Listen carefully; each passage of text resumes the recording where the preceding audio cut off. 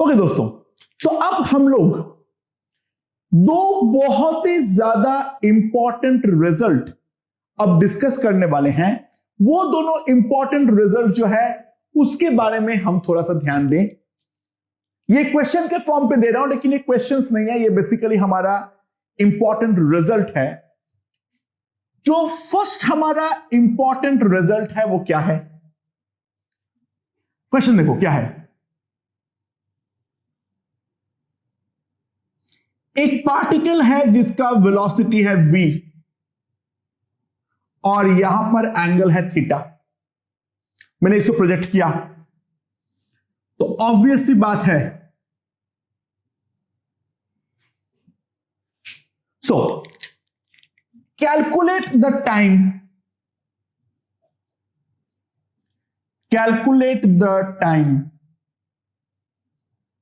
After which the instantaneous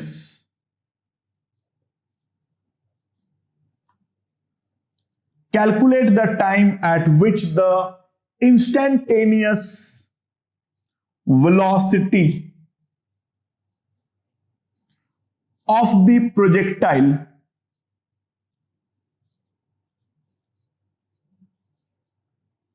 is perpendicular to the initial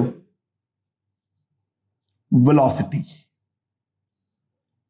अगर मैं इस पार्टिकल को प्रोजेक्ट करता हूं तो कितने टाइम बाद उसका जो वेलोसिटी वेक्टर होगा वो उसके जो इनिशियल वेलोसिटी वेक्टर है उसके साथ परपेंडिकुलर होने वाला है, राइट। तो यहां पर डाउनवर्ड डायरेक्शन में है जी, so take this as the y axis and इस जरूरत नहीं है, but take this as the x axis. So मैंने वेलोसिटी v को दो कंपोनेंट पे रिजॉल्व कर लूं। फिजिकली फंडा क्या है? बेसिकली ये है इनिशियल वेलोसिटी का डायरेक्शन।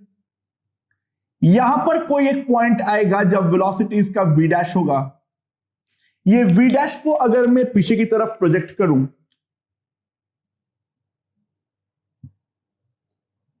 तो ये एंगल हमारा 90 डिग्री आना चाहिए।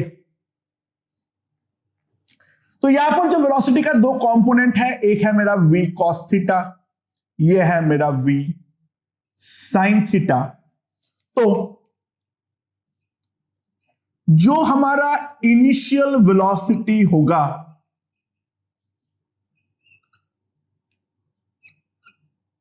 vi वेक्टर, तो इनिशियल वेलोसिटी vi वेक्टर में क्या लिख सकता हूं?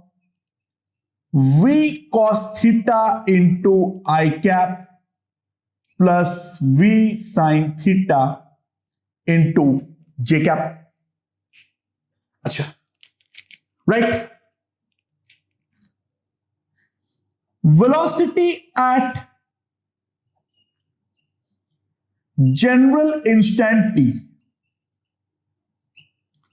Velocity at a general instant t मैं क्या लिख सकता हूं? ध्यान देना इस बात पे। जो हमारा वेलोसिटी है कोई भी इंस्टेंट पे v डैश वेक्टर, आई कैप में तो कोई बदलाव नहीं आने वाला है, v cos theta into i cap plus v sin theta minus gt into j cap, right. समझ में आया? सो हमें क्या चाहिए? टू फाइंड ये जो दोनों वेक्टर है वो आपस में परपेंडिकुलर होना चाहिए, यानी v initial vector must be perpendicular to v dash vector. दो वेक्टर आपस में परपेंडिकुलर है तो सिंपल केस क्या है? मैं क्या लिख सकता हूं? vi vector dot v dash vector must be equals to 0। जो हमारा v इनिशियल वेक्टर है और जो v डैश वेक्टर है that must be equals to 0।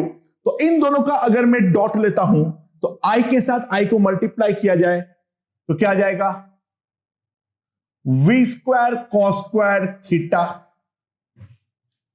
Right. और फिर j के दोनों कंपोनेंट को आपस में मल्टीप्लाई किया जाए तो मल्टीप्लीकेशन में क्या आएगा, v square sine square theta minus v sine theta into gt, that must be equals to 0, right. So v square cos square that is v square that is equals to v sine theta into gt। So now v is cancelled, so t जो आएगा that is v by G into cosec theta. ये time के बाद हमारा दोनों velocities जो होगा वो आपस में परपेंडिकुलर होगा। अच्छा, इसमें एक इंपॉर्टेंट रिजल्ट एक और निकाल रहा हूं, ध्यान देना। अच्छा, ये टाइम पे वी वाई कितना होगा, ये टाइम पे वी वाई कितना होगा, ध्यान देना।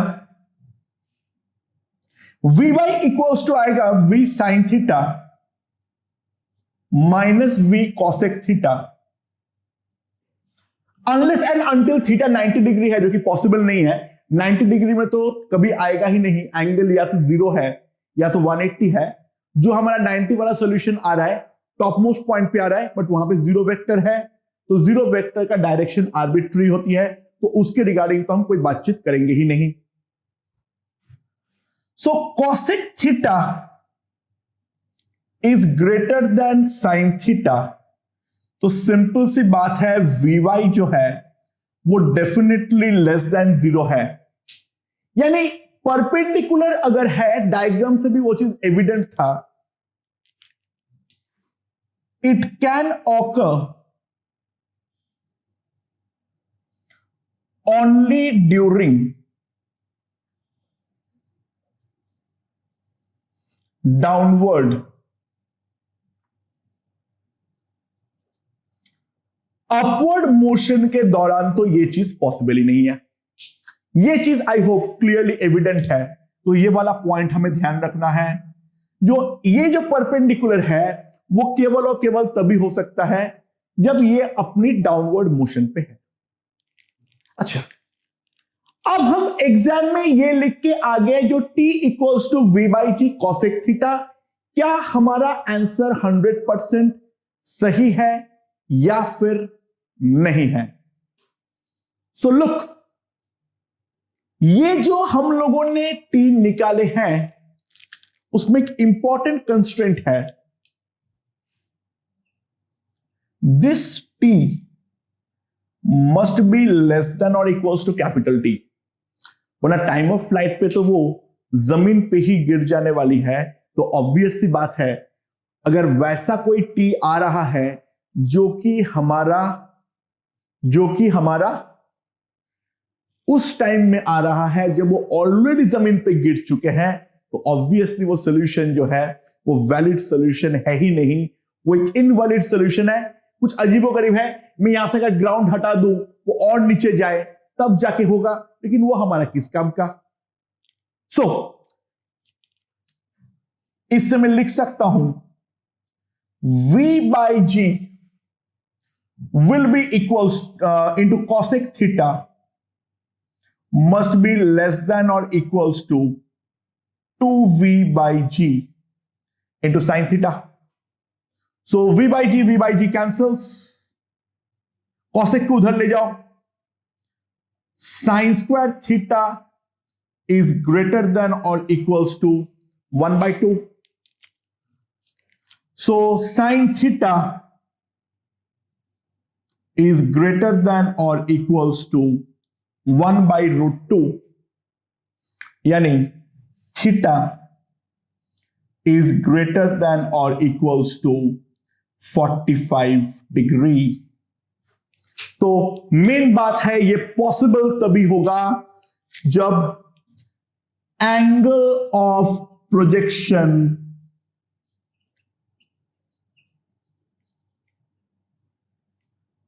Theta lies in the interval of 45 degree to 90 degree. ध्यान देना मैं 90 डिग्री पे ओपन ब्रैकेट मारा हूं क्योंकि यहां पर ऑब्वियस सी बात है एग्जैक्ट 90 पॉसिबल नहीं है, वहां पे तो वो टॉप मोस्ट पॉइंट पे है, जीरो वेक्टर का एंगल हम नहीं निकाल सकते हैं, राइट। तो विद द कंस्ट्रेंट जो हमारा एंगल ऑफ प्रोजेक्शन जो है वो एंगल ऑफ प्रोजेक्शन मेरा 45 डिग्री से ज्यादा हो, तब ऐसा एक टाइम आएगा जहां पर दोनों वेलोसिटीज आपस में परपेंडिकुलर होंगे, एग्जैक्टली 45 से फेंकेंगे, this will be 45, this will be 45, इन दोनों पॉइंट को आगे एक्सटेंड करेंगे तब 90 आएगा। यानी जस्ट जहां पे जमीन को हिट कर रहे हैं तब उस टाइम पे जो हमारा फाइनल वेलोसिटी है वो हमारा इनिशियल वेलोसिटी के परपेंडिकुलर होगा। तो इट्स एन इंपॉर्टेंट रिजल्ट, हम इस चीज को तो याद रखें और साथ ही साथ इस चीज को भी डेफिनेटली याद रखें जो थीटा हमारा 45 से ज्यादा होना चाहिए। So that is the first important result जो हमें डिस्कस करना था। अब सेकेंड क्वेश्चन, जो सेकेंड इंपॉर्टेंट रिजल्ट है,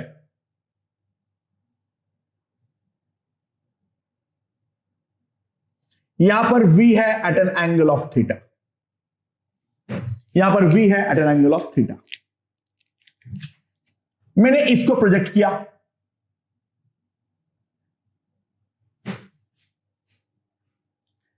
an observer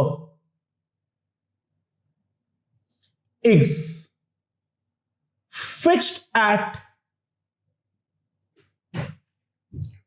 point of projection। Observer जो है वो हमारा पॉइंट ऑफ प्रोजेक्शन पे फिक्स है।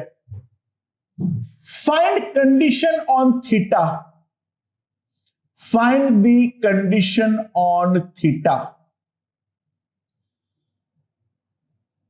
for which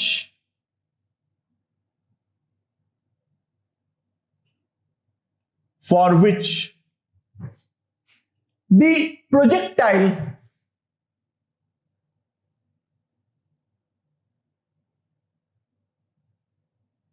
always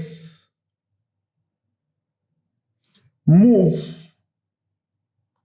away from observer।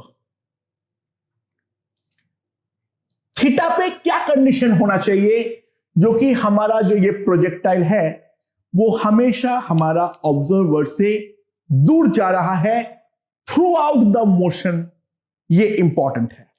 अच्छा, मैं ये प्रूफ करना चाहता हूं जो ये चीज हमेशा होना बिल्कुल भी जरूरी नहीं है। एक एक्सट्रीम केस ले लेता हूं, थीटा अगर मेरा 90 है, मैंने सीधा फेंका, तो सबसे पहले इसके अपवर्ड मोशन के दौरान पूरा टाइम में जो प्रोजेक्टाइल होगा वो डेफिनेटली ऑब्जर्वर से दूर जा रहा है, दूर जा रहा है, दूर जा रहा है और दूर जा रहा है।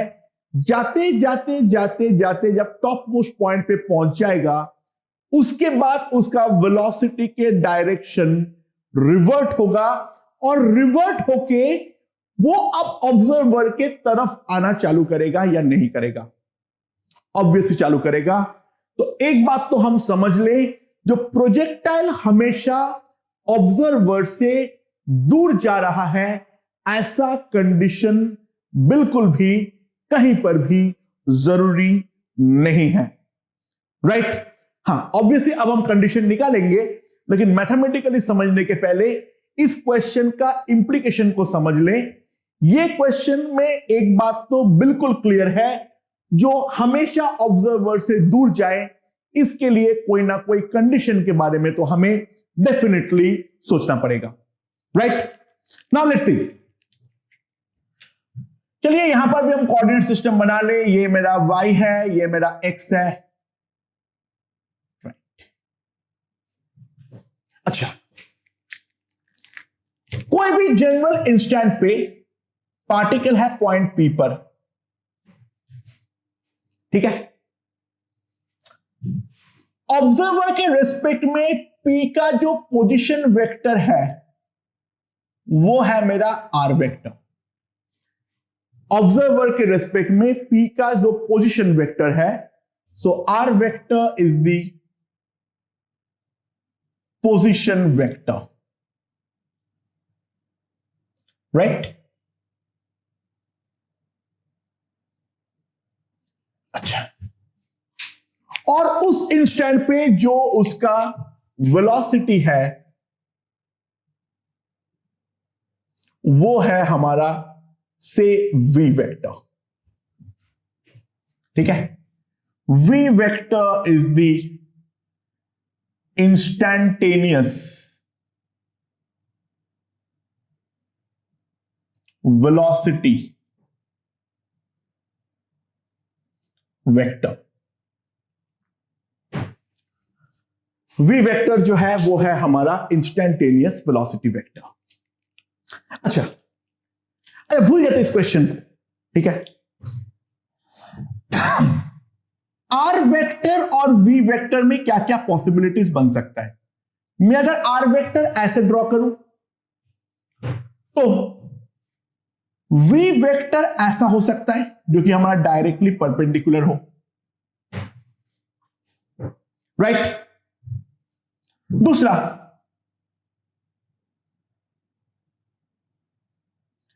ये एक पॉसिबिलिटी है जो वी वेक्टर ऐसा हो, और एक पॉसिबिलिटी ऐसा है, मैं आर वेक्टर के पॉइंट ऑफ व्यू से आर वेक्टर की तरफ में अपना आंख को सेट कर लिया, उसके रेस्पेक्ट में देख रहा हूं। तीन पॉसिबिलिटीज है।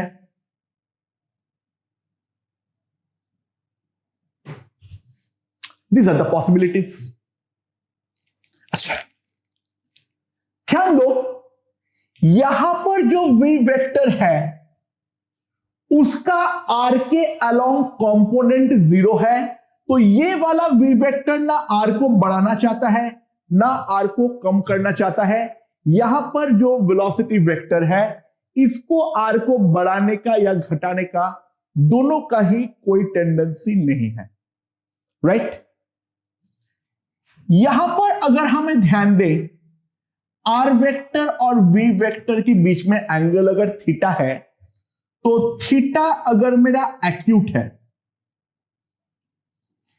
तो इन दैट केस वी को अगर मैं दो कंपोनेंट पे रिजॉल्व करूं तो ये वाला कंपोनेंट का तो बढ़ाने या घटाने का टेंडेंसी नहीं है, बट जो ये वाला कंपोनेंट है ये अब आर को बढ़ाने का ट्राई कर रहा है, यानी इंस्टैंटेनियस वेलोसिटी के कारण टी पे जो आर वेक्टर है, तो टी प्लस डी टी पे जो आर वेक्टर होगा, आर वेक्टर का मैग्नीट्यूड बढ़ेगा, यानी हमारा जो प्रोजेक्टाइल होगा वो ऑब्जर्वर से और दूर जा रहा है। And by the same way, अगर हमारा थीटा ऑब्ट्यूस हो तो यहां पर अगर मैं देखूं ऑब्ट्यूस थीटा के लिए जब मैं कंपोनेंट पे रिजॉल्व करूंगा तो सिंपल सी बात है, यहां पर दो कंपोनेंट आएगा। ये वाला कंपोनेंट तो कुछ नहीं करेगा, लेकिन ये वाला कंपोनेंट जो है वो मेरा डेफिनेटली आर को कम करना चाहेगा, यानी that component of velocity will try to reduce the R, यानी उस पॉइंट पे जो हमारा प्रोजेक्टाइल होगा वो ऑब्जर्वर के तरफ आ रहा है। I hope this point is understood. अगर नहीं समझ में आया वापस एक बार रिवाइंड करो और सुनो मैं क्या बोल रहा हूं। वी वेक्टर का जो भी कंपोनेंट है वो आर के अलोंग होना चाहिए, तभी तो मेरा आर बढ़ेगा। अगर आर के वेक्टर के उल्टे तरफ है तो इन दैट केस डेफिनेटली हमारा आर जो है वो कम होने वाला है। तो ये जो केस है, this is our required case.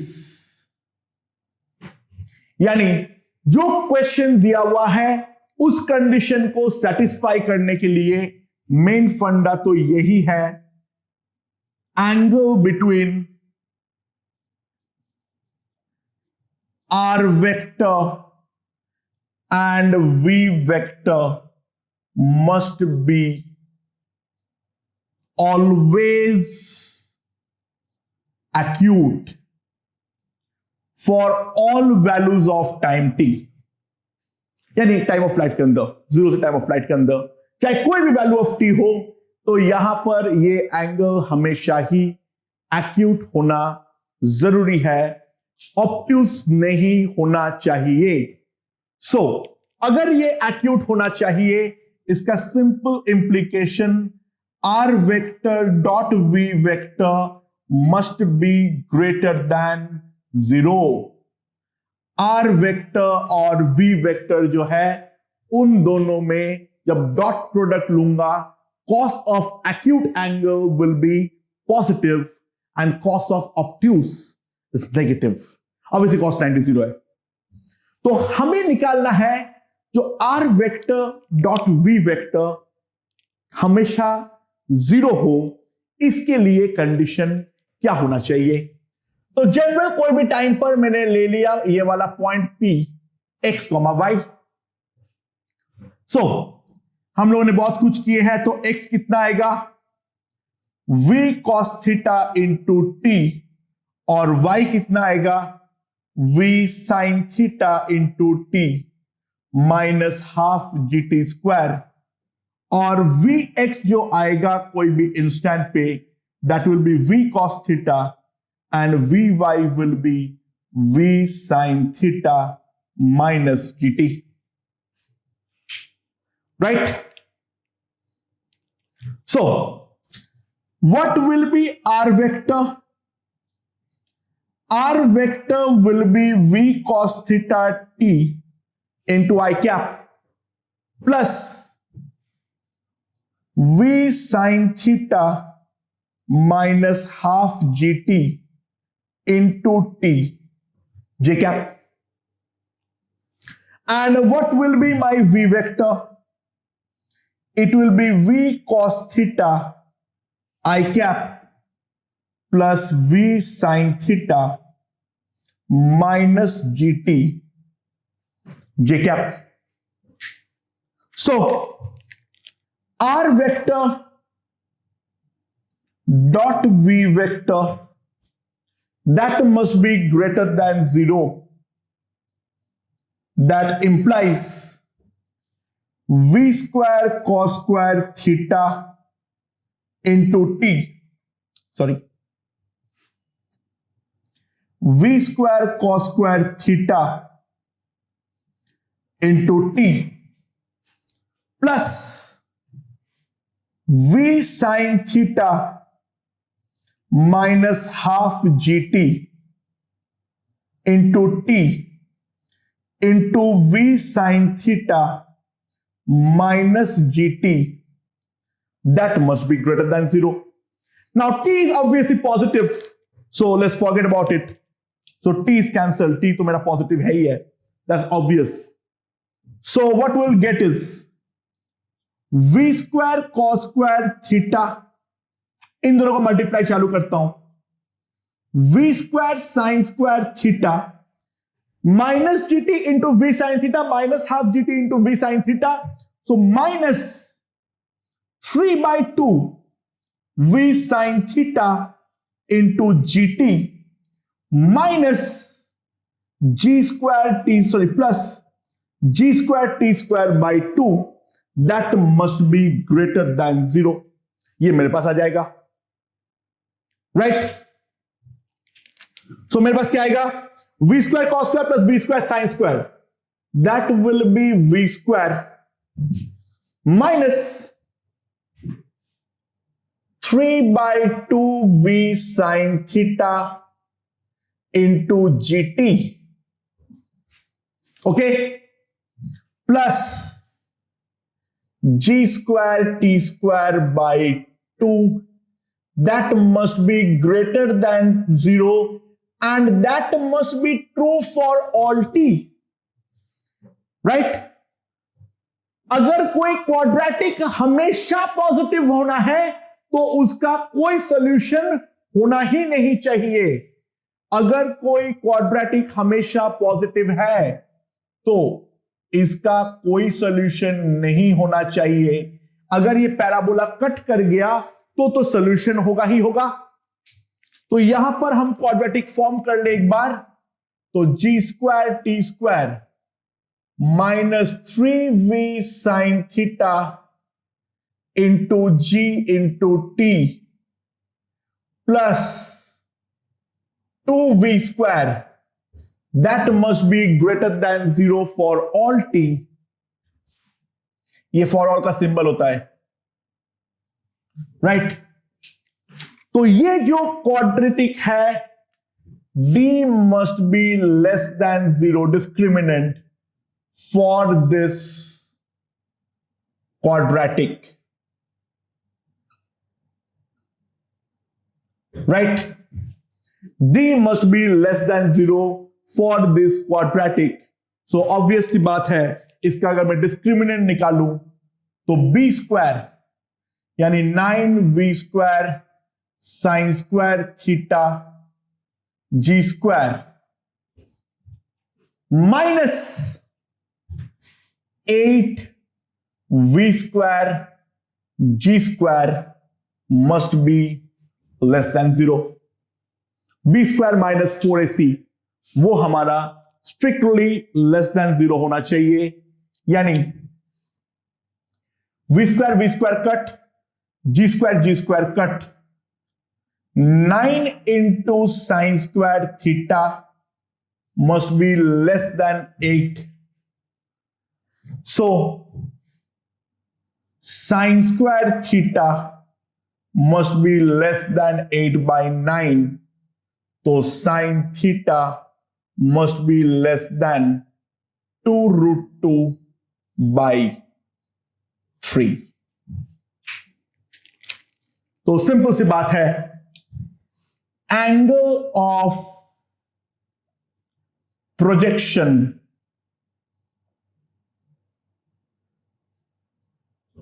इसके ऊपर हमारा एक कंडीशन है, जो हमारा थीटा है that must be less than sine inverse 2√2/3 है। तो 90 जो है वो डेफिनेटली इससे बड़ा है, इसलिए 90 वाले केस में हम साफ साफ देखे थे, जो ऑब्वियस सी बात है, हमारा मोशन जो हो रहा है उसमें आधे हिस्से में अवे फ्रॉम द ऑब्जर्वर जा रहा था और आधे हिस्से में टुवर्ड्स द ऑब्जर्वर आ रहा था। एंड ऑब्वियसली बात है, theta is not equals to 0 degree, वो तो ऑब्वियस कंडीशन है, 0 पे तो प्रोजेक्टाइल बनेगा ही नहीं। So this is an important result regarding the angle of projection. अगर प्रोजेक्टाइल को हमेशा ऑब्जर्वर से दूर जाना है तो एंगल ऑफ प्रोजेक्शन पे ये कंडीशन डेफिनेटली satisfy होनी चाहिए। That's the main concept regarding this. Okay.